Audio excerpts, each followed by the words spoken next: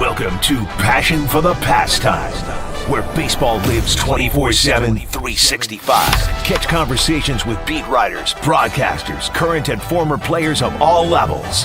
Now here's your host, Walter Ika Balsetta. Whoops, I fumbled. I got to get out of here. Walter Ika Balsetta.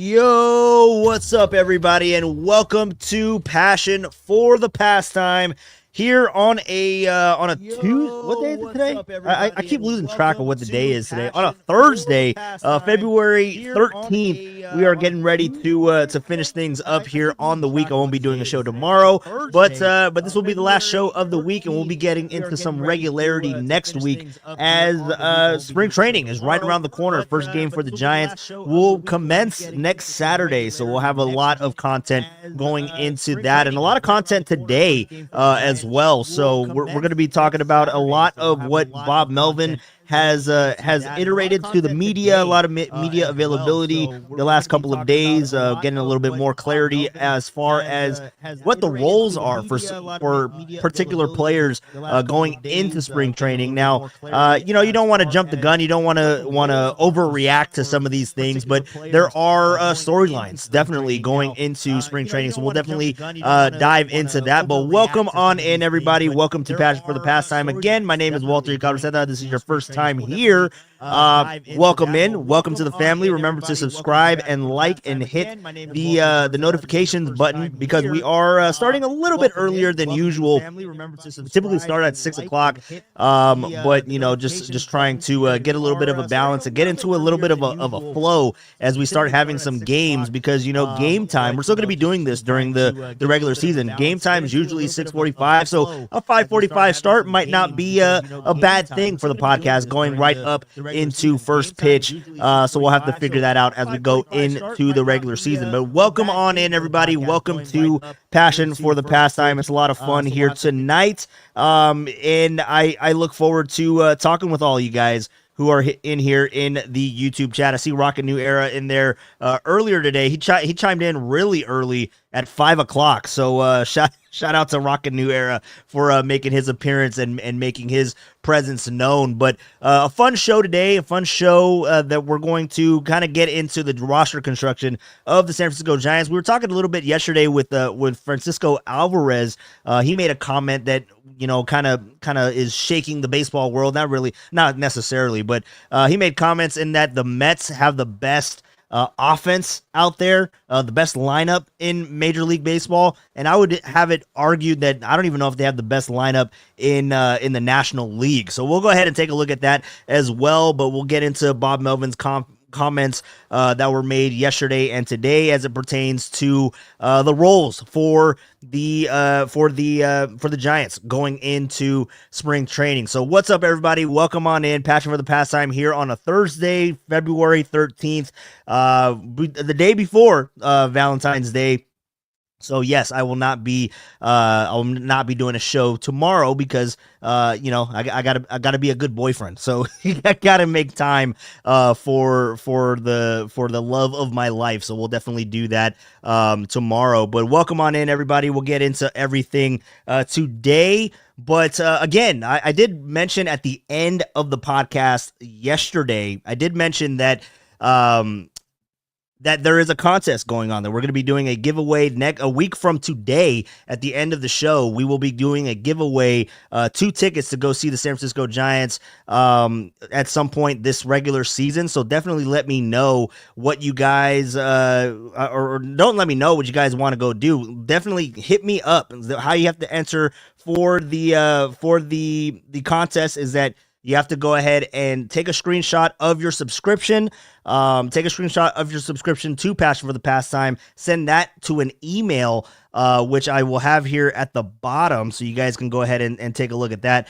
Go ahead and send an email of the screenshot to passionforthepastime@gmail.com if you have not done so already. Let your friends know, or don't let your friends know, because then if you have already, you limit your opportunity to win. I know we have a couple of the diehards in here that have already submitted submitted their entry. But if you have not done so yet, definitely do that today, or definitely before February 20th, where we will be doing the giveaway going into the regular season, or not going into regular season, but going into spring training. We'll want to get you guys those tickets. But if we don't have the numbers that I would like to do the giveaway, we'll extend it out, because obviously you guys are going to be going to any games until April, right? When the Giants, because the Giants open up on the road. They open up in Cincinnati, and I believe they go to Houston after that.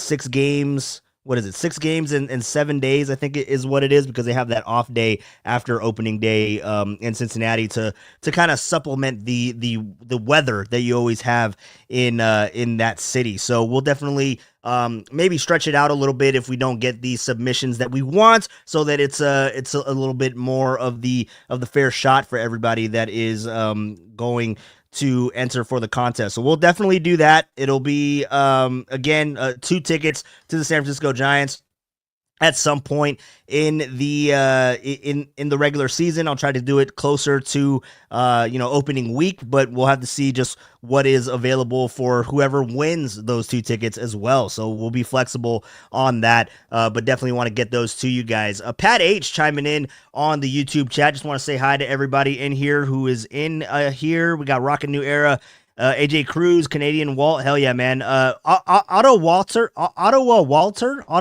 was making some traction today in the YouTube chat and KMBR. That was a lot of fun. I like that one. That one's one of my favorite ones. AJ Cruz, what's up, man? Good to see you in here. Canadian Walt, hell yeah, man.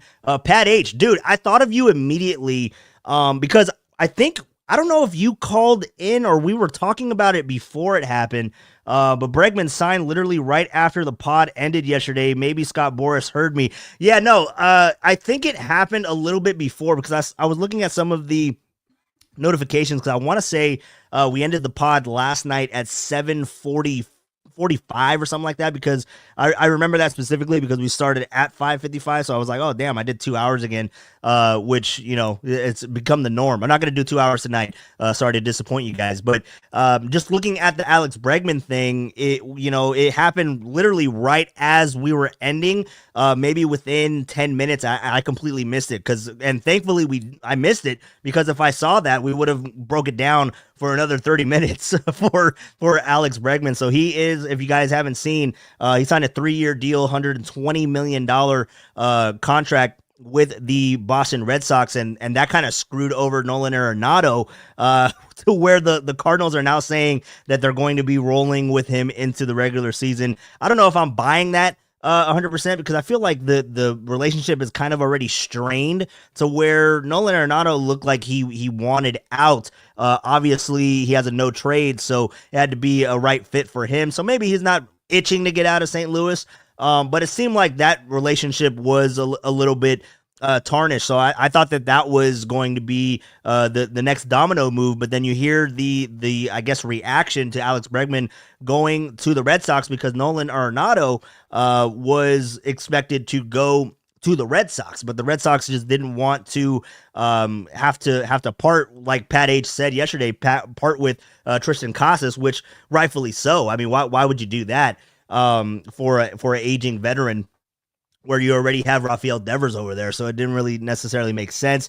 And you still had the option of signing Alex Bregman, which the Red Sox ultimately did do. Now, the Cubs were in on Bregman. I believe the Tigers were also in on Bregman. I don't know if I saw. I was reading up on stuff, and because it's so late in the offseason, I just stopped looking at the rumor mill, because I knew everything was done with the San Francisco Giants side of things. But I want to say Toronto was involved down the stretch here. But yeah, notably, I saw that it was the Cubs that came in, I believe, way under in years and in money. But I want to say it was the Tigers that had a good length on the contract. So if you guys see that, definitely let me know in the YouTube chat. But Bregman going to the Red Sox, I mean, not really a lot of effects to the San Francisco Giants. I mean, I guess we're happy that he's not going to the Dodgers. Not saying that was a thing, but we were talking about it yesterday. Was that it was just kind of the assumption that all of these free agents just end up in LA somehow, some way. And to also, pivot to Nolan Arenado, I know that he wanted to go to LA as well. I think he was listed. He listed the Dodgers as a couple of those teams that he would waive his no trade clause for. I think the Padres were included in that initial deal. Again, this was we're talking about winter meetings time frame. So trying to go back deep into the memory banks to remember what the teams were that Nolan Arenado said that he would go to. But I want to say that the NL West, the representatives definitely were the Padres and the Dodgers. So to hear that Bregman is in Boston and to hear that Nolan Arenado will be, for now, staying put in St. Louis, just kind of puts you at ease for the Giants fans in attendance. At least it does for me. So that's the big news of the day, and that's kind of it, right? I mean, we're done with the free agent signings. If I remember correctly, again, it's late into the offseason. We're talking about spring training games picking up a week. I think a couple of them start on Friday. I'm not entirely sure on that, but the Giants start a week from Saturday. So spring training right around the corner. The Giants have their first all-team workout on the 17th. So that's what day would that be? That would be that would be Monday, right? That would be Monday for first all-team workouts, and everyone else is kind of finalizing their rosters, getting everybody ready for training camp, getting everybody ready for spring training, and just formulating that roster going into it, because you have to have an idea. I mean, the late signings of guys, obviously there's going to be a couple of guys that are still out there that are available, but no big fish, right? There shouldn't be any big fish like there was. It shouldn't be a repeat of what it was last year with Scott Boras, but that's what happens with Scott Boras. I mean, they have their dollar. They want to make a splash, but you look at what ended up happening with Alex Bregman, and I don't know if Alex Bregman and Scott Boras overshot the market as well, but you look at Alex Bregman and you look at Pete Alonso, both of these guys got way less than what was, I guess, expected of the market, and tons of opt-outs. I mean, of the 3-year deal for Alex Bregman, he had 2 opt-outs, and I want to say Pete Alonso has 2 opt-outs as well in those deals. And when you look to Buster Posey, and just to reel it back into the Giants, that was said to have been one of the reasons why the Giants were so not thrilled with going after Corbin Burnes, because of the opt-out factor, right? And that's the thing. Like, Buster Posey wants to build this culture of San Francisco Giants baseball, of guys that want to play for San Francisco, not to just use this as a stepping stone to get the next big payday, right? Not to repeat what we got with Blake Snell and have him go to a rival, right? So the Giants are changing the way that they go about things. It's clear that you're able to see that, but also, I don't know if that's a misstep. I mean, we talked about that when all the Corbin Burnes stuff happened, and I'd love to have your guys' thoughts as well. I'll get into the YouTube chat here shortly, because I'm going on my diatribe just talking, but just looking at the opt-outs, and if that was indeed the case, I mean, there's also a multitude of factors, right? I mean, if Willy Adames wanted to opt out after year 2, year 3, but it was a huge need for the Giants, would the Giants have done that same deal? That's my question, right? That's what I'm comping it to, because you see the Willy Adames deal, 7 years, $182 million, and he's here for the long haul. You're not going to have to worry about whether, if he performs too good, we can't have him next year. Like, you don't have to have that in your head. You know where he's going to be for the next 7 seasons. But if he came at, Buster Posey and said, hey, look, I really want to be here. I want the 7 years, but just for peace of mind, I would like an opt-out after 3, or I would like an opt-out after 2. Would that have turned off Buster Posey in negotiations, and they don't get the biggest need that they have going into the offseason, right? Because if that is the case, and this is all hypothetical, but if that is the case, that is a little bit of an oversight, in my opinion, because opt-outs are part of the game. I'm not saying that Buster Posey was wrong in not getting Corbin Burns, and it sucks that he went to the Arizona Diamondbacks, right? It absolutely sucks. But I was behind it a little bit. I was in the sense of, yeah, he didn't want to be here for the long haul. I like what Buster Posey is trying to establish as far as a culture. He wants to build a team of guys that the city can get behind and that teammates can rally behind, because they're going to be there for the long haul. It's not it's not a one stop and then you're out. You know what I mean? So that's what opt-outs can potentially do. And I'm not saying that that was the same feel for Matt Chapman. I think Matt Chapman, that was a completely different situation in that he wanted to come here to play for Bob Melvin. Literally, he had a father-son relationship with him in Oakland. So that was completely different. But the opt-outs, I mean, we've seen it time and time again with Carlos Rodon. We've seen it with Blake Snell, right? With pitchers in particular, because they come into San Francisco and they can use that ballpark to their advantage to get a paycheck.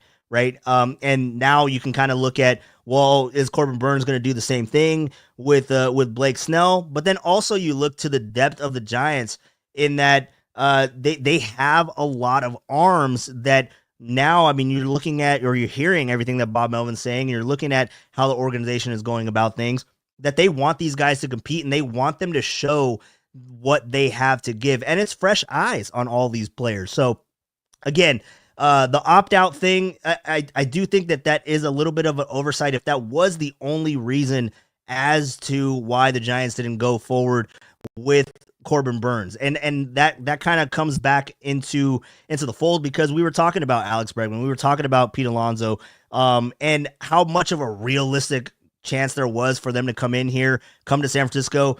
I don't think that was a realistic possibility, but I'm just saying, if it was a non-negotiable, we're not going to talk shop with somebody that wants to opt out because they're not going to be here. How do you guys feel about that? How do you feel about that type of approach? Again, I am okay with Buster Posey trying to establish a culture around this ballpark, because it has to be reestablished. You have to rebrand what the San Francisco Giants are. And maybe now isn't the time to go out into the market and get guys on opt-outs, because you have to have a little bit of stability, especially with all these young guys. So is that just something that is a temporary holdover, a temporary issue, or not an issue, but temporary, reasoning of not going through the opt-outs? Or is that overall philosophical approach for the Giants? Because I feel like that in the future could potentially come back and bite them in the ass, with a not a better way to phrase that. But let's go out to the YouTube chat. I've been talking for way too damn long, 17 minutes.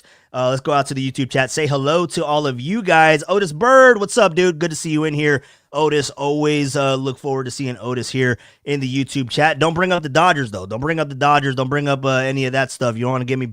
No, I'm just kidding. Otis. You can bring up whatever you want to bring up, man, whatever you want to talk about. And the cruise line is available. Cruise line is open. If you guys want to give a call, 925-392-5348. Otis, I haven't heard you call in. If you want to call in tonight, man, if you want to wait and save that bullet for when we got some games, totally up to you, man. But love to chat with Otis here in the YouTube chat. Let's go back to the YouTube chat here real quick. Pat H chiming in. Didn't see the news until ESPN flash on the bottom. Yeah, I mean, ESPN's kind of behind on the. I was basing it on the reports from like Passan and Rosenthal and all those guys. I was basing it on their tweets, and I want to say it was like 7:47 or something like that, somewhere around those lines, because ESPN is historic for their notifications coming in way late. They never give the notifications at the same time, or real time, that is. Otis Bird chiming in on Bregman. I for sure thought Bregman would stay in Houston, but going to the Red Sox, so kind of a surprise. I wouldn't say that going to the Red Sox is a huge surprise, because it's been documented. I mean, it's been well talked about. I mean, for Alex Bregman, it's been the Red Sox. It's been, and I mean, we knew about the Red Sox going after a third baseman well before the Alex Bregman talks came into play.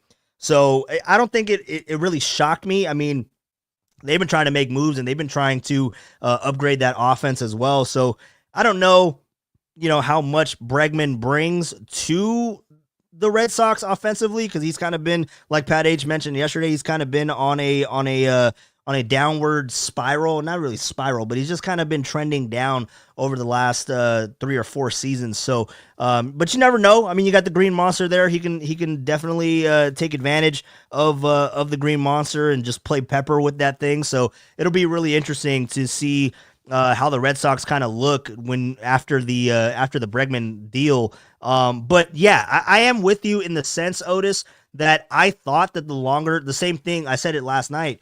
I thought that the longer that this went on with Alex Bregman, that we would have a repeat of what ended, no pun intended, a repeat with Pete Alonso, with Alex Bregman going to the Astros, like Pete Alonso went back to the Mets. So I thought that was going to happen, but it didn't end up going down that way. He ends up going to the Red Sox, and again, he's not in the National League. He's not in the National League West. He's out of sight, out of mind, Alex Bregman. So again, I was just hoping that there wasn't going to be like a sleeper team, like he ends up on the Diamondbacks again, or he ends up with the Padres or something. That would like piss me off to no end. But yeah, he's not a Dodger, so we can all celebrate tonight. Let's go. Yeah, see, rockin', speaking my language. At least he isn't a Dodger.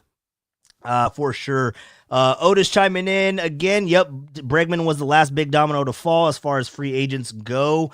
Now it's slim pickings in free agency, but everyone's roster is pretty much set at this point. Yeah, and that's the thing. I mean, now you get down to the rosters are set. That's why last year the Blake Snell thing wouldn't have happened with the Giants if Tristan Beck didn't get hurt. I think that was a big domino in the direction of going and getting Blake Snell, because their arms were a little bit depleted, right? And I believe at that time, we were waiting for Alex Cobb. We were still waiting to see kind of when Robbie Ray could potentially come back. We knew that it was around All-Star break, so that was kind of the estimated timetable. And then Alex Cobb was kind of ahead of schedule, but then he wasn't ahead of schedule, and then it was just a lot. It was just a lot to dissect with the pitching rotation last year, to where Blake Snell made sense. I mean, it came down to it, and they needed another arm, especially with Tristan Beck. I know Tristan Beck went down. I believe he went down like in the middle of March. I believe, and for some reason, like they didn't really like what Mason Black was doing. Which was, I mean, I like Mason Black a little bit, but they didn't go with that to the point where they went Dalton Jeffries. You guys remember Dalton Jeffries? They went Dalton Jeffries over Mason Black. I'm like, what are we doing? Like, I get that he's pitched for Bob Melvin before, and I get that he's a veteran, but I'm like, I don't know about that. I'd much rather have Mason Black than Dalton Jeffries. Holy crap! What a start of the year that was, to have Dalton Jeffries in your damn rotation. But again, like how these rotate, and we'll start talking about the Giants rotation here in a little bit, because there's a lot to break down. But yesterday we were talking about the 5 spot being available. With the rotation, that's really the only open spot in the rotation, and it comes down to Kyle Harrison and Hayden Birdsong. So that's going to be a battle going into spring training. But what happens to the guy that doesn't win that, right? Because I mean, you figure they're going to get spot starts. Are they kept on the roster? Are they going to be in the bullpen? We'll talk about that in a little bit. But let's go back out to the YouTube chat and chime in. Lori Galvin chiming in and saying that she sees the cat. She sees the cat. The cat is over here. We have the recliner here on my side. It's right here. So I don't know if you saw the cat walking over in this area, but yeah, shout out to Missy. She is definitely making the rounds here in the office on Passion for the Pastime. So good spot there by Lori for sure. Let's see what else we got going on in the YouTube chat. Rockin' New Era chiming in on the culture building for Buster Posey and the San Francisco Giants. Culture works for me. Build the farm system. Have core players set. Yeah, no, I agree. Again, I'm not opposed to the theory, to the concept, to the philosophy of not wanting to bring guys in that want opt-outs, because that was something that was so just, I mean, we were tired of it, right? I mean, it seemed like every single person that was coming in here for free agency, it was like, yeah, I'll go to San Francisco, but like you know what I mean? Like that's what an opt-out brings to me. Like as a fan, I'm not gonna buy into that person. Like Willie Adames, I'm fully on board because I know he's here for 7 years. Matt Chapman, I'm fully on board because I know that he's here for 6 years, right? He signed that 6-year extension. So it's like those type of players, and again, I didn't necessarily feel that way for Matt Chapman, but it was different because I knew he came here to play for his manager. So I figured as long as Bob Melvin was here, Matt Chapman was going to be here, unless he just hated San Francisco, but he came up in the Bay Area. So I felt like it was a little bit of a different feel with the opt-outs, with the contract negotiations and all that with Matt Chapman. But like Blake Snell, with all these other guys in the past, it's just, I'll play for your team, but like that's what the opt-outs brought to me. Like I just, you can't buy in, and if you can't buy in, then what makes you think that the clubhouse is buying into that person being a part of your team? Like it just seems like a business transaction at that point, to where they're not trying to bury down and get into the roots of being a San Francisco Giant. I feel like that's where the opt-outs come from. So again, I'm with you, Rockin', and I'm with Buster Posey in that sense, but it does come to a point to where that is the contract negotiation tactic of today's day and age. You have to include opt-outs at some point for certain people. I don't know if it's like an ego thing, or they just want to control their own destiny, right? They want to control how things go, and hold teams accountable. That's just how baseball is constructed in today's day and age. So when it does come to it, and yeah, they have to build the farm system. You got to get your core set of players, which I think the Giants are building up to that momentum. But let's just say like in 2-3 years, and they're going into contract negotiations with the latest top free agent. And if he is the difference maker, again, if the Giants need a outfielder, right? If they need a second baseman, or if they need like a pitcher of some sort, that one piece, but that person, that player wants an opt-out, is that going to stop the Giants from pursuing? Like that's my only concern, because that, again, you have to understand the contracts and you have to understand the state of baseball, and that is where it is. So if that is the way moving forward, I feel like there could be potential issues with that in bringing in free agents the farther we get away from Buster Posey's playing days and his notoriety. And I mean, I know the next generation of players know who Buster Posey is, but I feel like there's going to be like a gap the further we get away from his playing days. That's just my opinion. So the opt-outs, I mean, that's the negotiation tactic that is part of baseball today. So let's go ahead and get back out to the YouTube chat, talk to you guys really quickly before we get into some of the Giants roster construction going into spring training and what Bob Melvin said earlier today. Pat H chiming in, I like the Red Sox, and when I first saw the contract, I was hyped. Then I saw the opt-outs and wasn't as excited. Yeah, no, I mean, that's what opt-outs are, man. That's what opt-outs are. Opt-outs are the buzzkill of contracts. I mean, it is the buzzkill for sure. You can't get excited about it. Like I was hyped with Blake Snell, but then also like everybody's freaking out. It's like, oh my God, it's a 2-year deal. And essentially it is still a 2-year deal because the Giants are still paying some of that contract. I think $17 million they're still paying for him to pitch against the Giants in Dodger blue. So that's fantastic. But essentially with the opt-outs, it's like it's a 1-year contract. And the same thing with Matt Chapman. They even put it in the press release. It was I don't know. I don't remember if it was an opt-out after 1 year for Chapman or if it was an opt-out after 2, but whatever it was, they didn't include the entire length of the contract. They just included the years prior to the opt-out, because that's essentially what it is. If you have a 2-year deal with an opt-out after 2 years, it's a 2-year deal. or I'm sorry, if you have a 3-year deal with an opt out after 2, it's a 2-year deal, essentially, unless the player opts in, then it turns into a 3-year deal. But yeah, anyways, talking too much contracts. Let's see what else we got going on here. Pat H clearing up the time situation with the signings of yesterday. Pat H, you got to get on Twitter, man. You got to get on X. Come on, man. You got to do it. That's how you get your news. That's how I bring you the news. We are also live on Twitter. We're live on Twitter. We're live on YouTube. And we're live on Facebook. And then you can also get this podcast live anywhere, or not live anywhere, but you can get it after the fact anywhere you get your audio podcasts, on Spotify, on Apple Podcasts, whatever you guys get it on. But let's see what else we got going on here. Pat H, yep, going back to Jock and Michael Conforto. Jesus. Yeah, Farhan was the king of opt-out signings. Yeah, he was. But again, I mean, you got to think about the time frame of that. Is that was the negotiation chip. Like, nobody wanted to come here. Nobody wanted to come here. That's what you had to do. So if, let's just say, opt-outs, that's the way of the Farhan era, right? But let's just say that Buster Posey can build this thing from the ground up, can build that culture, that the word gets out, that Buster Posey knows what the hell he's doing, that this is a great place to play again, and then maybe the need for an opt-out to be a San Francisco Giant, maybe it goes away. And maybe the opt-out for the Giants specifically was a Farhan related thing. I don't know if that's the thing. Again, opt-outs are so normalized in Major League Baseball now.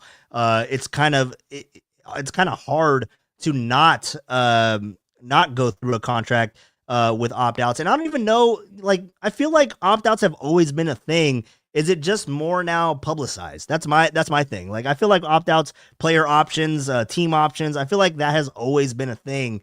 But now it's like included with the breaking news. I feel like that's where we are now as a society. I mean, we just the outpouring of information and the sharing of information is just vast, that now we know about all these opt-outs. I feel like they've always been a part of the thing. It's just more out there in the Twitterverse. We all know about it now, in my opinion. But let's go back out to the YouTube chat real quick, see what else is going on. If anybody missed my announcement at the beginning of the show, let me just go ahead and reiterate for you guys. We have a contest going on. We have a contest going on for Passion for the Pastime. Again, 2 tickets to go see any Giants game in the regular season. We will determine what game that is at a later date, but 2 tickets to go see the Giants for us hitting over 100 subscribers. So the only thing you have to do is get your all you have to do is do the screenshot and send that screenshot to passionforthepastime@gmail.com. Again, that's passionforthepastime@gmail.com. That's all you got to do to submit your entry for a chance to win those 2 tickets for the Giants. So if you're watching this right now, go ahead and do that. Go ahead and send the screenshot to passionforthepastime@gmail.com for your chance to win 2 tickets to a select Giants game in the future, regular season in the future. I won't give you guys the exhibition games. Who are they playing again this year? They're not playing the A's anymore. They're playing the Tigers. I feel like they're playing the Tigers in that first game here prior to them going on the road to take on the Cincinnati Reds. I think they're playing the Tigers for some reason. Like that's weird enough that is a thing. Maybe it's the Twins. I don't know. I feel like it's a Central team. Let me know in the YouTube chat if you guys know exactly who the Giants are taking on in that exhibition series, because it's no longer the Battle of the Bay series, because it doesn't exist because they're in Sacramento. All right, so let's go out here. Opt-outs. Yeah, opt-outs are, I'm here for a good time, not a long time. That's well put. Rockin'. 100%. Yeah, the opt-out deals make sense for teams ready to contend now, of course. Let's see here. Farhan was the opt-out king. Yes, he was, Otis. Yes, he was. Let's see. Tacky, what's up, dude? What's up, man? Coming out of the closet? Yeah, are you? What's up, man? How you doing? Good to see you in here. Didn't see you in here yesterday, but Tacky, I think you need to submit for to enter into the contest. I'm calling you out directly. What's up, Tacky? Good to see you in here, man. I haven't seen you and I haven't talked to you in a couple of days. I am safe. I am here. I am stateside now, no longer in Canada. But what's up, dude? I was thinking about you at the second I crossed the border. I was thinking of Tacky, 100%. But let's see what up. Mike Val, what's up, Mike? Good to see you in here. Ain't no contest when it's only real ones here. Yeah, dude, for sure. All right, so you guys know the information. Go ahead and take the screenshot, send an email to passionforthepastime@gmail.com to get submitted into the drawing, which will happen. We set the date for February 20th. But we can stretch it out to the regular season. You guys just let me know what you guys want to do. Obviously, the ones that have submitted, they're just like, close it now, close the entry window now. We want to do it tonight. So yeah, we'll probably still do it on the 20th, and maybe we'll do another draw as we get closer to the regular season. But we'll go ahead and do that for sure. Let's see. I had to let you shower off the Canada a few times. I appreciate that, Tacky. Let's see. I DM'd it. Okay, all right. I respect it, Tacky. I respect it. You can go ahead and DM it. You can DM me on Twitter if that is easier for you, as it is for Tacky. Tacky makes his own rules, but same thing. All you have to do is have the screenshot of you subscribe to the channel. You can go ahead and send it to passionforthepastime@gmail.com, or like Tacky did, you can take the lead from Tacky in here. You can send it to me on my DMs on Twitter, on X, at Walleezy. You can see it there on the bottom left-hand side of the screen, at Walleezy, WALLEEZZY. You can send it to me in the DM. So, thank you guys for all being here. It is a fun Thursday before Thanksgiving. A Thursday before Valentine's Day. I guess it's like Thanksgiving. You're telling your significant other that you're thankful for them, right? So I guess that's why I mix it up. But so we're going to be getting into it. This is the last show of the week, but we'll be back at it full strength. Next week we'll be having some interviews. We'll probably be talking with maybe some Bags, maybe some Susan Slusser, maybe some Hunter Pence, maybe some Marcus Boucher. I don't know. They're heading down to spring training next week, so maybe I'll talk to him the week after that, after he ingests some Giants baseball live in Scottsdale. They'll be down there. I believe they have shows next Thursday and Friday from Scottsdale. I'm not sure if it's just Friday. I think it's Thursday and Friday. I think they leave after the show on Wednesday. Don't quote me on that. Make sure to tune in to KMBR for Murph and Marcus in the mornings. Make sure to tune into that to find out what days exactly they are going to be down in Scottsdale. But I believe it is the 20th and the 21st of next week of February. So, we're going to be getting some guests. We're going to be talking not only Giants baseball, but we're going to talk baseball in general. We'll reach out to our guys, Brian Kenny. We'll reach out to Matt Vasgersian. I mean, I'm just name dropping now. Everybody that's in my phone right now. John Morosi, Brian Kenny. I think I said Brian Kenny already. Robert Flores. I mean, you never know. The list is endless, but what we're going to be doing as we ramp up to the regular season, we're going to be talking Giants baseball, but we're also going to be getting into baseball in the broad sense. We're going to be talking to people in New York. We're going to be talking to people in San Diego, in Los Angeles. We're going to go all around the country to talk some ball. That's what we do here on Passion for the Pastime, so I'm really excited for that.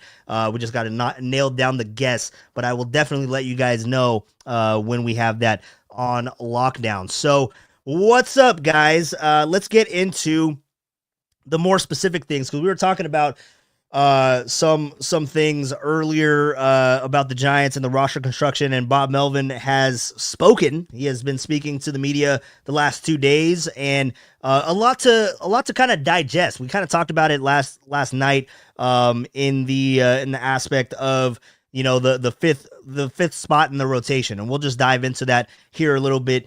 We talked about it last night, but just looking at it more in the sense of who the guys are that are going to be competing for that number 5 spot. I mean, we have it already established that barring any injury, this is your 1 through 4 that it's going to be, and not in this particular order, but this is probably the pitching rotation that I would run out there on opening day. But pitching rotations change from opening day to the end of the season.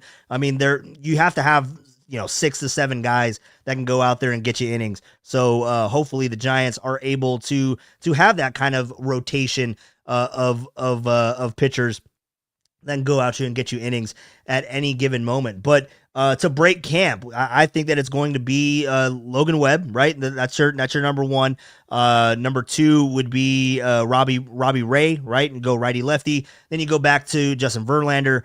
And then you go Jordan Hicks, right? I was actually surprised that Jordan Hicks was listed as the number 4 guy in the rotation. I thought that would go to Kyle Harrison, and I don't know if that's just a sense of they want him to compete for it, they want him to earn it. I don't really foresee Kyle Harrison not being in the rotation. I'd be really shocked, right? I feel like the only reason that he wouldn't be in the rotation at this current juncture of the Giants' developmental process on these young arms is if he was hurt, if he was injured, then he wouldn't crack the 5-man rotation. So again, the battle for number 5 is between Hayden Birdsong and Kyle Harrison.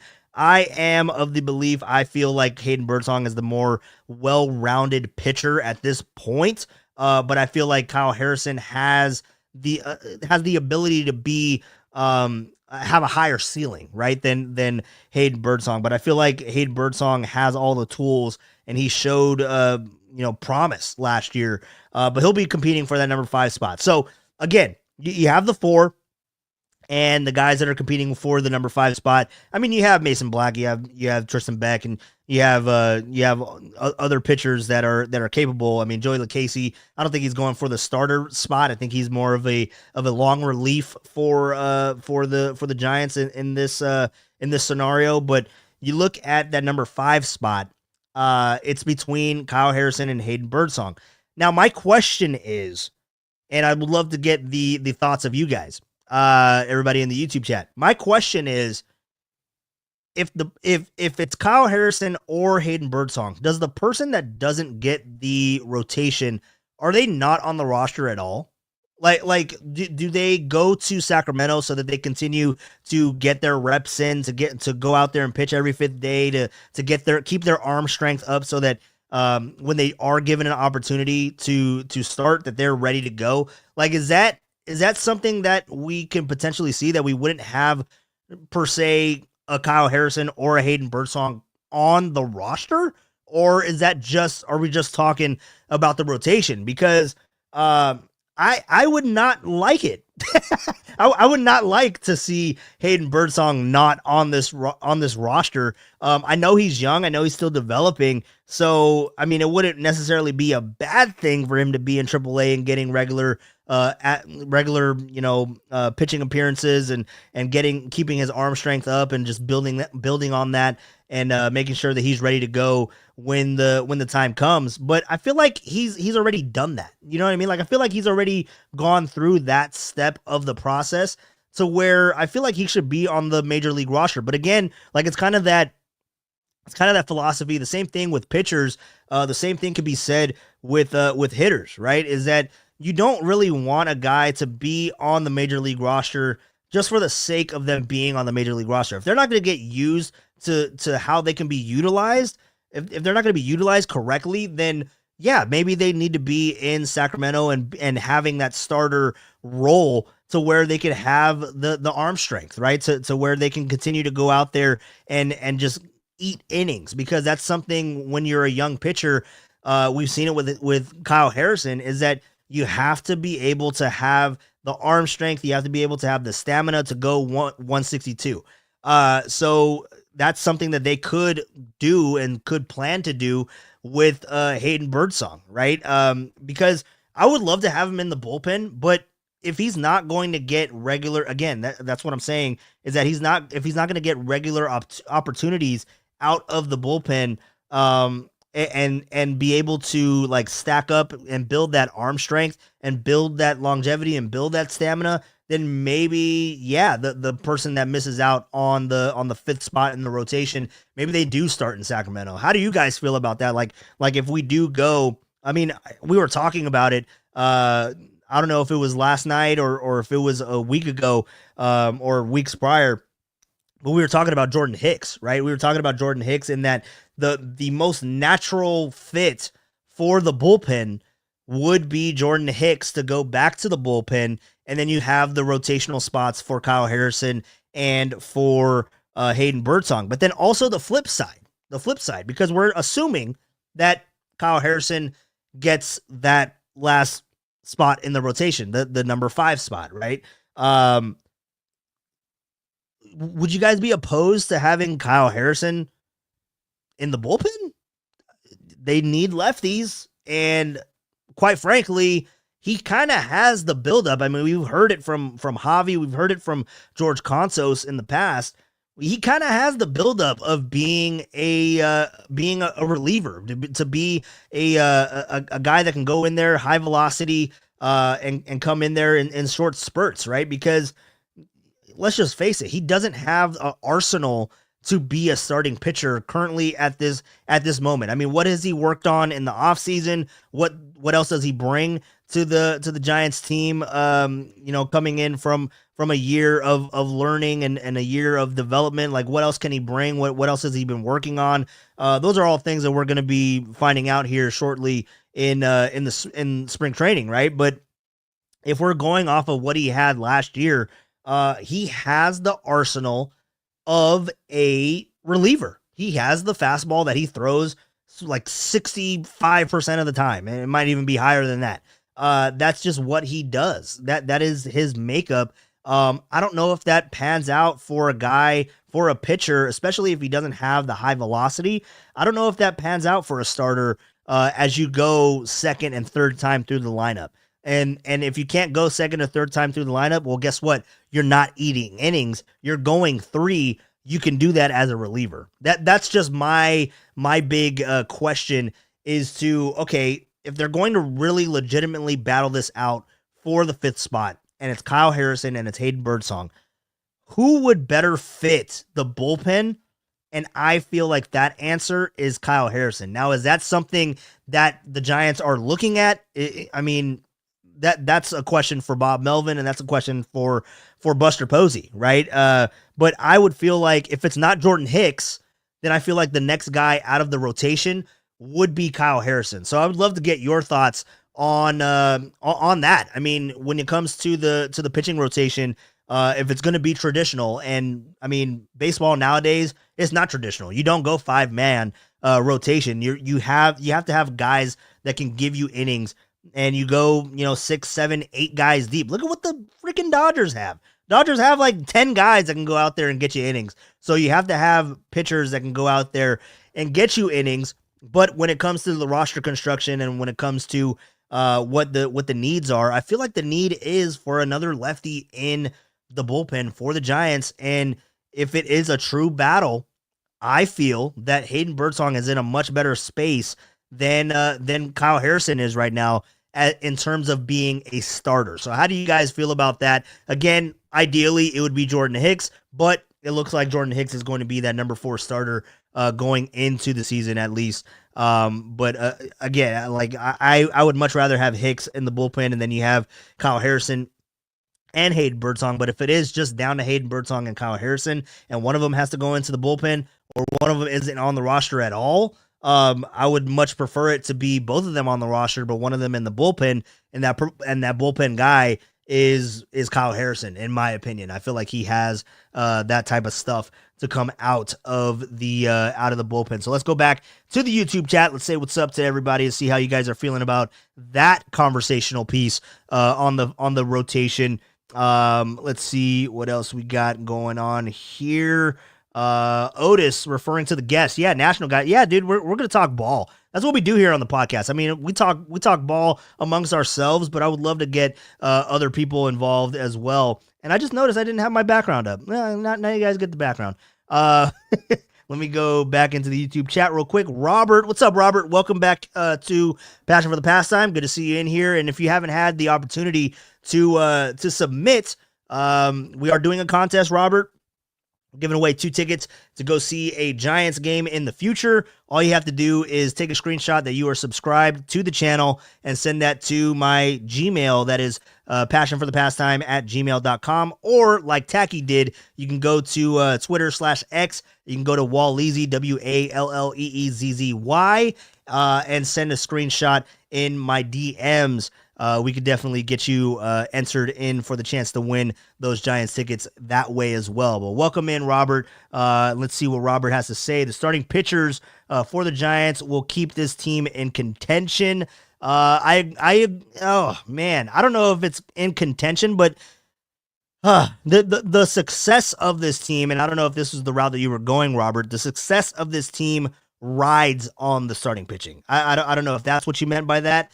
But if you did, then that is 100% accurate. I feel like the success, this team will go as far as the pitching rotation will take them. So again, like having Kyle Harrison and Hayden Birdsong fighting it out for that number 5 spot, you know that they're going to get starts, split amongst the 2 of them at some point during the season, and injuries happen. You got to have, 7, 8 guys deep. I keep saying it.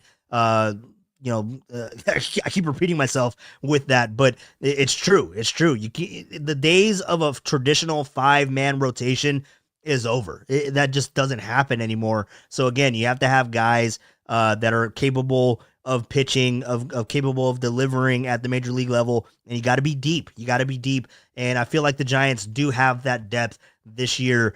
I feel like it's in a much better place than it was a year ago. As far as depth goes, when it goes to the major league roster, I feel like it's hit or miss. I mean, it's all based on Robbie Ray, and it's all based on Justin Verlander, how good they can be, and if they can regain a glimmer of a Cy Young contender in there for their 2025 campaign. But let's go back out to the YouTube chat. Pat H chiming in here. Somehow my parents brought me the. What do you guys talk? You guys still talking about Canada? Jesus, you guys are funny. What are you talking about, Niagara Falls?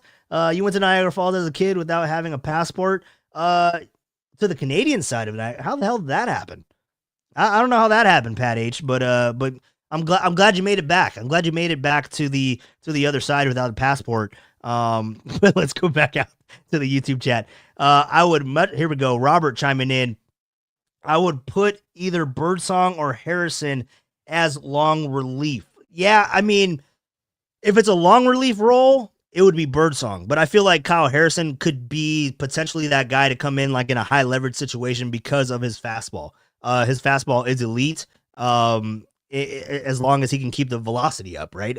So I feel like you have 2 different types of guys when you look to if they were to go into the bullpen. I feel like Birdsong is that guy to be a long relief guy. He can get you a lot of innings, but I feel like Kyle Harrison would, if he is in the bullpen, he can get you 2 innings, but maybe you put him in there to get out of a jam, and then he does another inning, so he gets 4 outs, right? I feel like that would be best for Kyle Harrison. But then also the other thing to it is that Kyle Harrison struggles with his accuracy. He struggles with throwing strikes.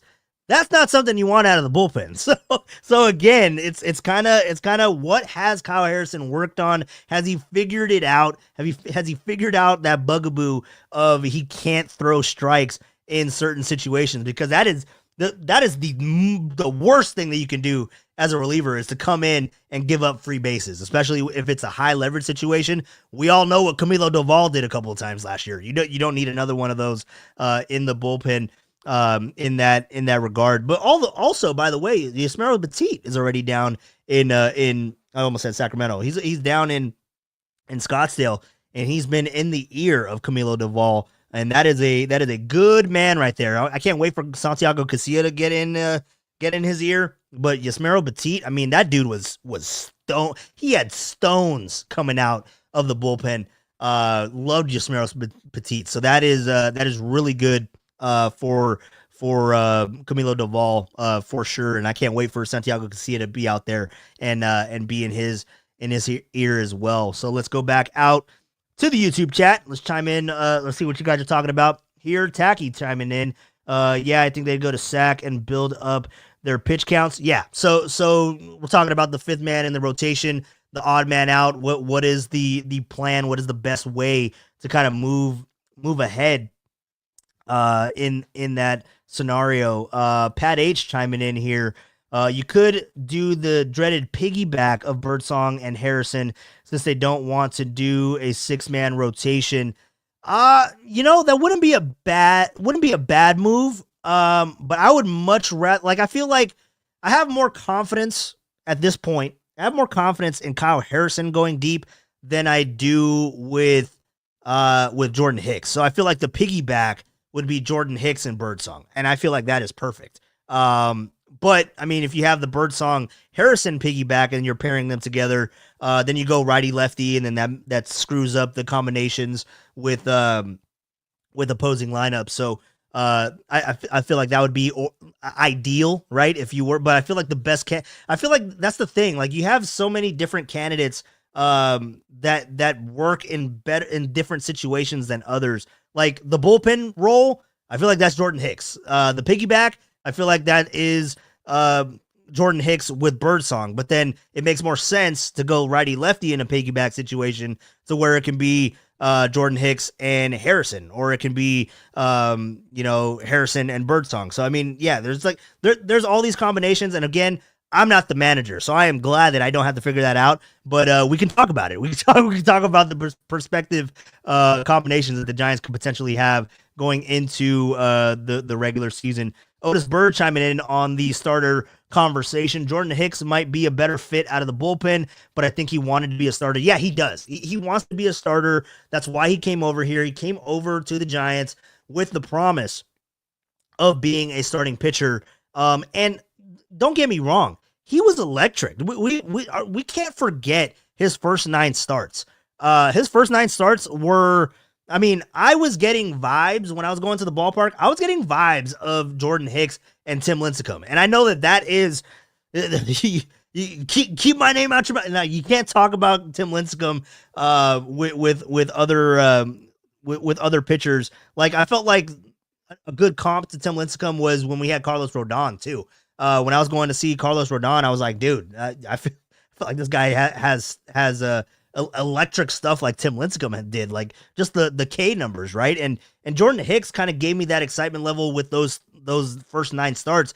It was the starts after that, man, that his arm just kind of fell off. Like it was bad after his first 9 starts, but his first 9 starts, his start to him being a starter, it was incredible stuff. So if he can harness that, and I know he came into camp a little heavier this year, 17 pounds heavier than he was, and that's for him to get through the longevity of a 162 of a baseball season. So he is committed to being a starter, and again, we've heard it time and time again. We heard it from Jordan Hicks. We've heard it from, I believe, Bob Melvin, but we've definitely heard it from Buster Posey in that the training wheels are off. This is Jordan Hicks' opportunity to shine. This is his opportunity to be a starter, and it looks like they're not even giving him go out and earn it, go out and show us. They believe in him, and maybe that's part of it too, is that there has to be a belief system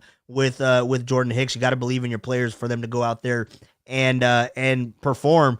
But he's not competing for a spot. He has a spot in the rotation. So that's telling too. I mean, Buster Posey and everyone in the know and Bob Melvin, they already know that he is the 4th guy in the rotation, and that has to speak for something. So let's go back out to the YouTube chat.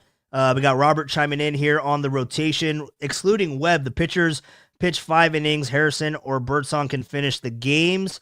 Yeah, I mean, they could. So again, the piggyback situation that Pat H was talking about here in earlier in the YouTube chat. So yeah, it's going to be really interesting to see how they end up balancing out this conundrum of the 5-man rotation. But again, The days of a traditional 5-man rotation is dead. You're looking for innings. You're looking for outs at that point. So yeah, it's going to be really interesting to follow that along for sure. Rocket New Era chiming in on the conversation. You can tinker this season since we won't really be contenders. Yeah, I feel like that's going to be, but I don't know if it's tinker is the word, but I understand what you're saying. They're gonna be throwing shit at the wall. And maybe tinker is a better word. But they're gonna be trying to figure out what these players have to bring to the table. They're trying to figure out what type of players that they have in their organization and what they're made of. So yeah, I think the tinker this season, I think that you're gonna see a lot of that. And I don't know in what extent, but I do think when it comes to the rotation, and they're going to try to figure out if a guy is a reliever, if a guy is a starter, if he can be counted on every fifth day, that's going to be the things that we're going to find out in the 2025 season. Let's see here. Mike is loving the idea that I said, and I'm not sure exactly at what point that was, but thank you, Mike. Thank you. I really appreciate it. Lori Galvin chiming in on the 5-man rotation. I'm not feeling Hicks. Whoa, you're not feeling anybody? Lori chiming in, coming in, taking shots. I'm not feeling Hicks, Ray, or Harrison. Spring training will be interesting. Big fan of Birdsong. Okay, so Lori is pretty much saying that she is confident in Birdsong, in Logan Webb, and in Verlander. I guess is. I mean, that's a 3-man rotation. I don't think the Giants can do that either. They're going to have Jordan Hicks. They're going to have Robbie Ray and Kyle Harrison. They're going to need them to perform if they want to be competitive in 2025 and beyond. So again, all eyes are going to be on that pitching rotation for sure. Robert brought it up earlier that if the Giants want to be competitive, it starts with the pitching.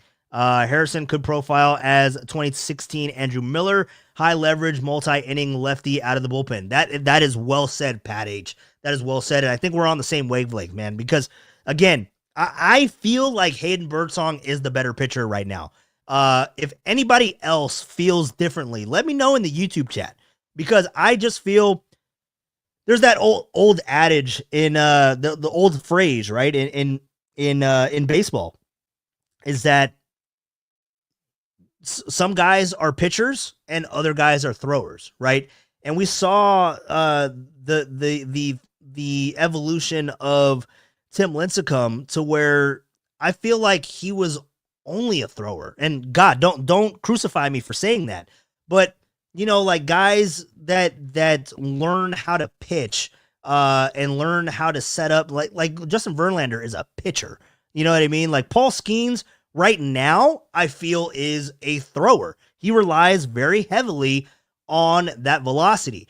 And a guy that is also a thrower is Kyle Harrison. I don't profile that guy as a pitcher, a guy that understands how to go into an at bat and set you up for something in your third time through the rotation or your next time up. Like that is a pitcher's mentality to where like Kyle Harrison, I feel like, and again, it could just be the limit of Arsenal, but I feel like Kyle Harrison just goes out there and pumps velocity and tries to get past you and got you in an 0-2 count, doesn't use the other 4 pitches that he potentially has with the 0-2 count, and he tries to attack you. And that leads to the ball being over the plate and just being a meatball. And that's how guys, hit you effectively, is that you kind of become predictable.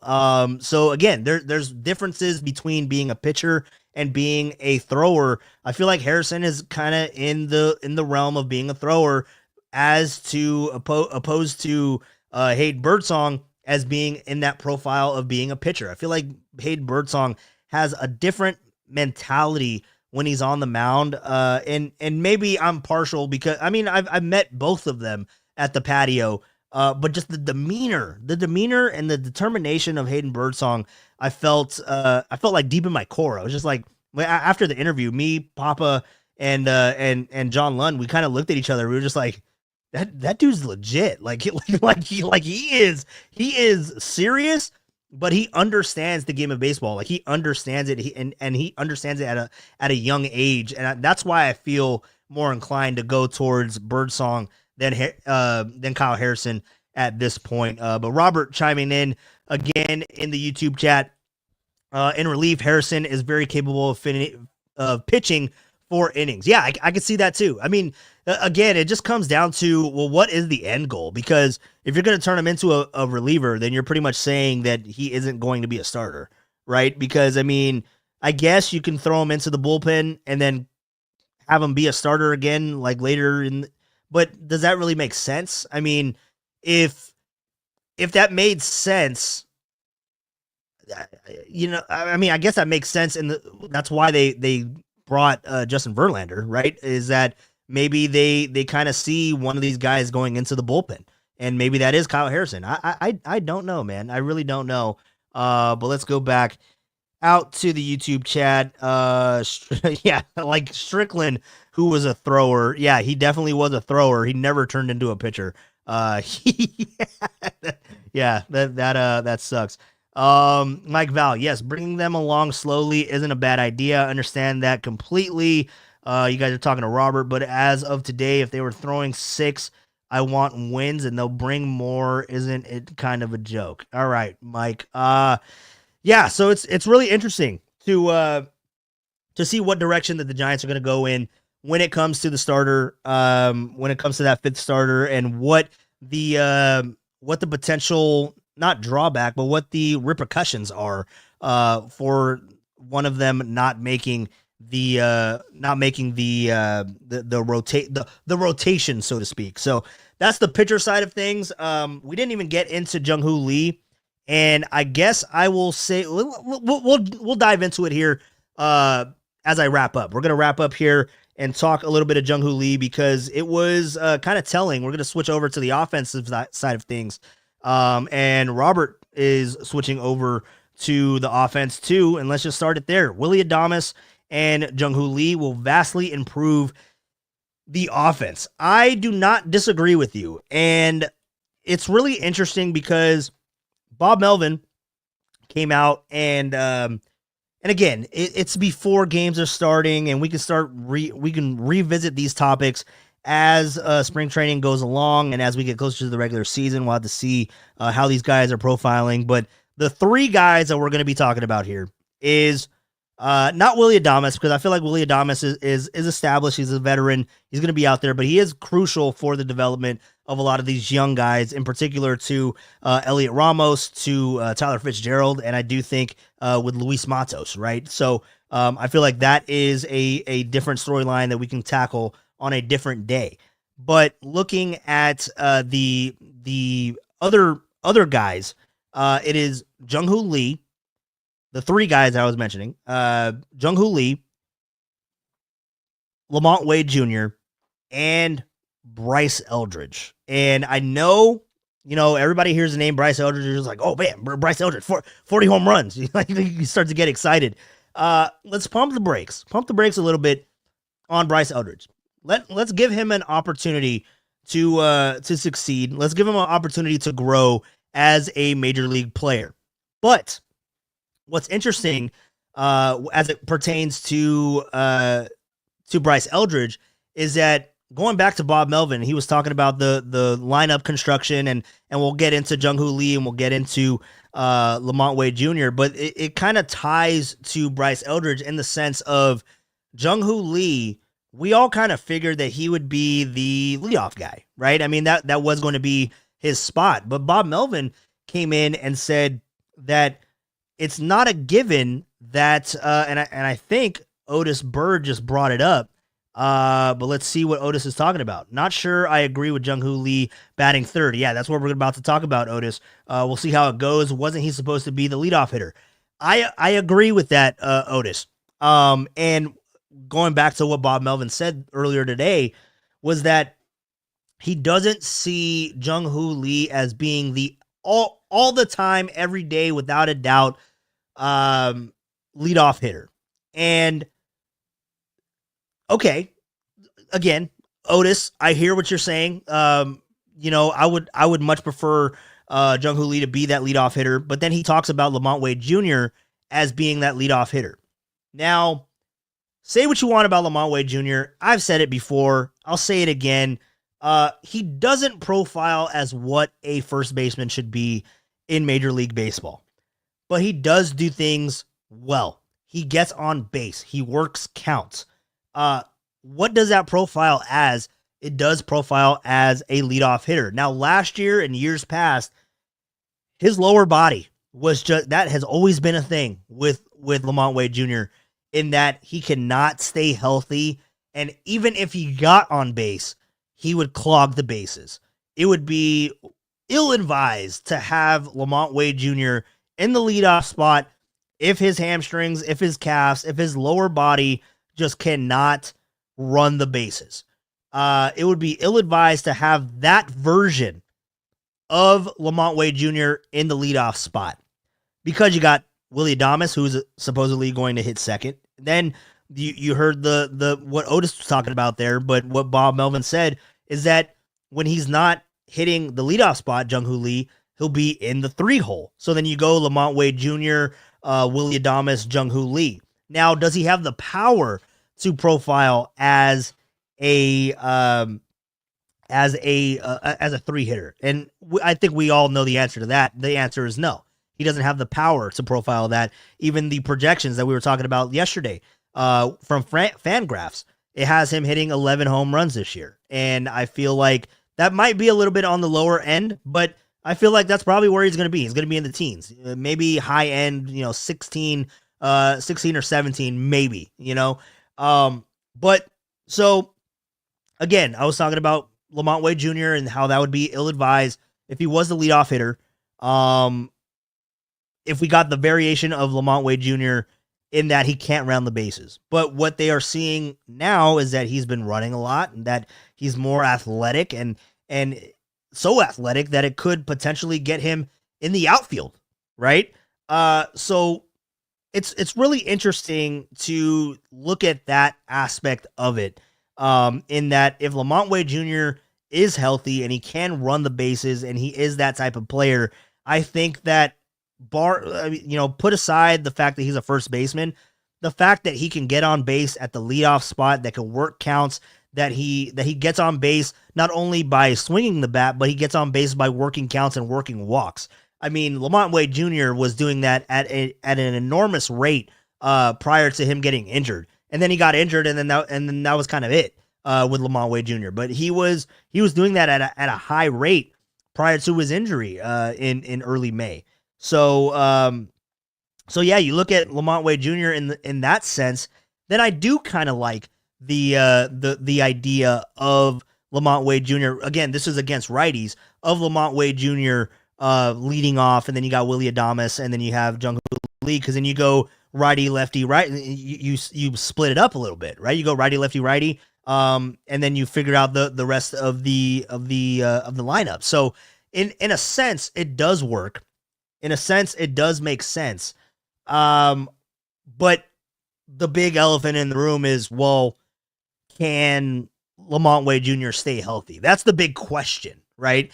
Because we haven't seen that. And you know that he's going to go into this situation. He's going to go into 2025 in a platoon, and we're in a holding pattern. We're waiting for Bryce Eldridge. And that's why I brought up Bryce Eldridge on the flip side of it as the 3 players involved in this scenario, because when it's not Lamont Wade Jr., well, then you're going to get Wilmer Flores. You might get Gerard Encarnacion. I mean, depending on what they end up doing with the DH and all that kind of stuff, and with the roster construction, but it's going to be a platoon, right? So that's why Lamont Wade Jr. has never been a everyday player, is because he was injury prone, and that's what has haunted him for his entire career. And then he started getting on base at a high rate, and we were like, dude, no, he needs to play every day. Started playing every day. What happens? He gets hurt. So again, it's only a matter of time, in my opinion. But if he has gone and worked out and kind of prepped his body to kind of be a different variation of what we've seen in the past with Lamont Wade Jr. so that he can actually run the bases, well, then him leading off would be good.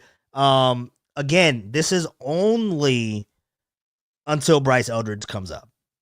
This is only until Bryce Eldridge comes up, because I feel like when that does happen, and I don't know if that's in 2025, we'll have to see. Let's see what he can do in spring training first before we start dubbing him the 40 home run guy, the first baseman of the future. Let's wait for him to start, getting acclimated in Major League Baseball, just Major League camp. Let's wait for that, right? He's going to be working with JT Snow, and that's going to be huge for him at this point. So, again, I feel like Lamont Wade Jr. leading off for the short term, with Jung Hoo Lee getting into that 3 spot, because what that does with Jung Hoo Lee is that it gets you a guy that can get on base ahead of Elliot Ramos, ahead of Patrick Bailey, ahead of Matt Chapman, and it's further into the lineup to where, okay, if Lamont Wade Jr. doesn't get on base in the leadoff spot, then you got Willy Adames, and maybe he can get on base.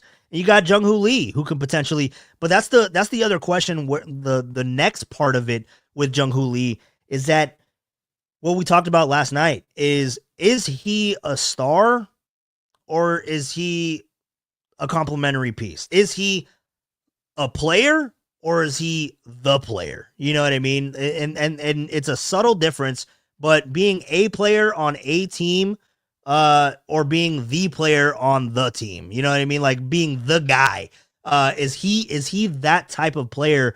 I think that's something that we're still trying to decipher. We're still trying to figure out with Jung Hoo Lee. So, I mean, maybe they foresee that with Jung Hoo Lee as being that number 3 guy, but also, I mean, you can't ignore the fact of Lamont Wade Jr. gets on base at a high rate, and that's the reason why they're kind of looking at the prospect of him leading off. And again, like when it's a lefty, I'm pretty sure you're going to see Jung Hoo Lee in that leadoff spot, and he'll be there. He'll be primarily the leadoff guy for a good majority of it. Unless they're playing the righties, which then it'll be Lamont Wade Jr. if he's healthy. But then, they were talking about the conditioning of Lamont Wade Jr. and saying that he could potentially go out there and play in the outfield.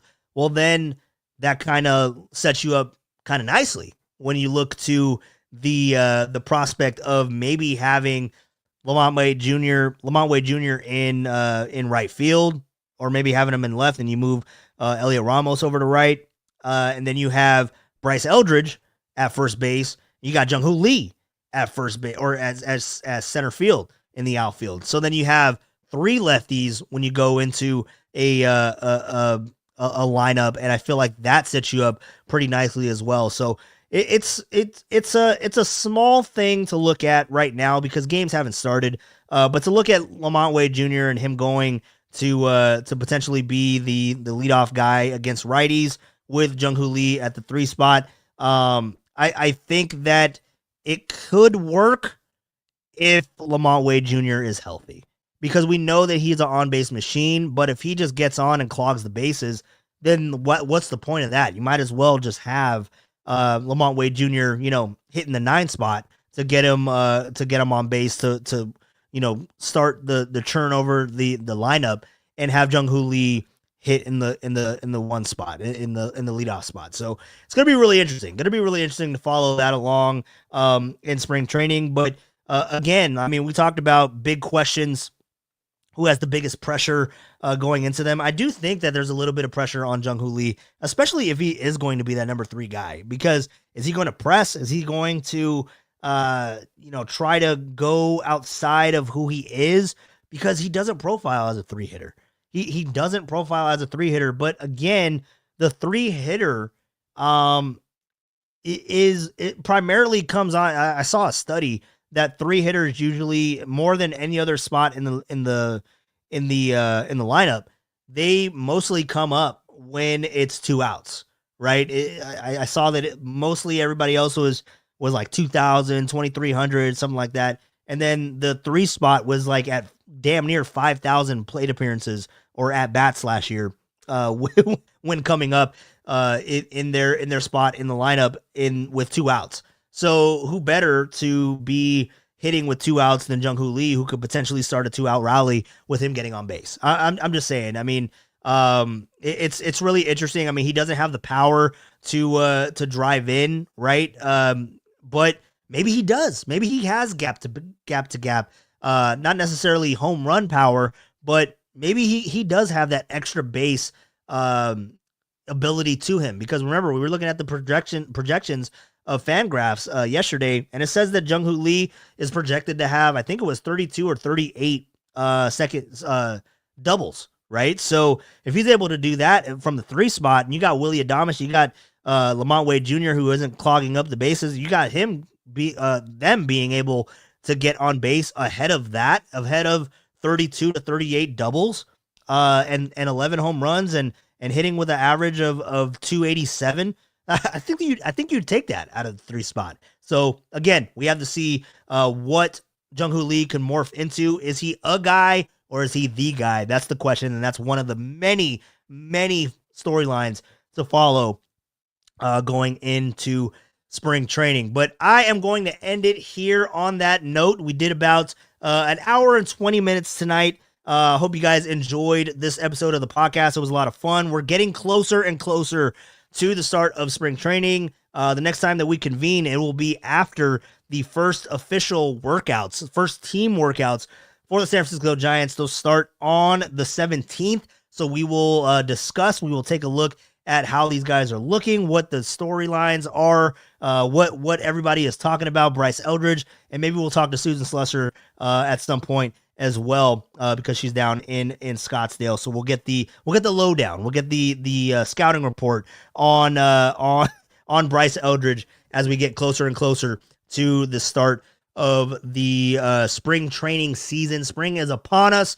It's a lot of fun. It's a lot of fun. So I love to be out here talking some Giants baseball with you guys. Love to interact and love to just talk about the roster construction, because that's going to be a big portion of what we're going to be talking about is the roster construction. I teased the Francisco Alvarez, and we still didn't get into it. But we'll do that. We have plenty of time. We got plenty of time from now until the start of the regular season to really break down, do the Mets really have the best lineup in baseball? It's such a stupid statement, but we'll get into it at some point when we don't have other things to dive in on. So again, we'll be back here again on Monday on the 17th. We will be back here to do Passion for the Pastime. My name is Walter Carraseta. We will be starting roughly around 6 o'clock, might be a little bit earlier, depending. So set your notifications. Remember to set your notifications so you are here at the start of Passion for the Pastime. So thank you guys all for stopping by. Thank you all for sharing your thoughts on the Giants, and thank you all for listening to me yap for an hour and 22 minutes. So remember, if you haven't done so yet, go ahead and take a screenshot of you subscribe to the channel and send it to the email. Send it to Passion for the Pastime @gmail.com. Again, passionforthepastime@gmail.com. Take the screenshot, send it to me, give me your name. We'll get you in for a chance to win 2 tickets to go see the Giants at some point in the regular season. You can do that via Gmail, passionforthepastime @gmail.com, or you can go ahead and do the tacky route, and you can go the tacky route. You can go ahead and do that and hit me up on my DMs on Twitter /X @Walleezy. That is WALLEEZZY. You see it there in the bottom left-hand corner from you guys seeing it. It's on my right, but this is the left of you guys seeing it there. So remember to submit your entry for a chance to win, again, those 2 tickets that we will be giving away a week from today. A week from today's podcast, we will be doing it a giveaway live for you guys, because I love you guys so much. Thank you guys for subscribing. And if you guys are new to the podcast, remember to subscribe and get in on the action. We're here Monday through Friday at 6 o'clock, but we will be switching to a little bit earlier as we get closer and closer to the season, just so we can do a full hour up to first pitch. So you guys have a good one. Be safe. Thank you all for stopping by the podcast tonight. Happy Valentine's Day to everybody who is celebrating. I don't know if that's why Rockin' and AJ were going to be meeting up on Saturday to celebrate Valentine's Day, but let me know, Rockin'. Let me know what we're going to be doing. Let me know if we're going to be going to Del Cielo. Derek and Copes won't like us leaving early. They understand. They'll understand. They'll be fine. They'll be okay. They're big boys. But you guys, all right. I really appreciate you guys stopping by here. It was a lot of fun tonight. We'll continue that on Monday. We'll be back. Enjoy the weekend as we get closer to the start of spring training. And this was Passion for the Pastime. I am Walter Cabriceta. You guys have a good one. We'll talk to you then.